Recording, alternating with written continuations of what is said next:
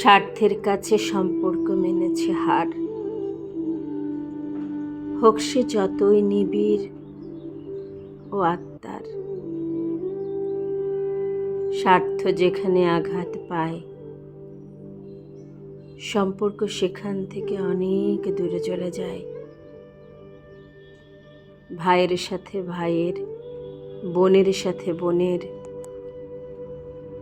এমনকি পিতামাতার সাথে সন্তানের।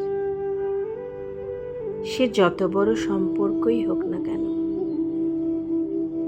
স্বার্থের কাছে সম্পর্ক বড়ই অসহায়। স্বার্থের ঊর্ধ্বে কেউ পারে না যেতে। বন্ধুত্ব কিংবা আত্মার আত্মীয়, যেখানেই নেই স্বার্থ, সেখানেই সম্পর্ক পরাজিত।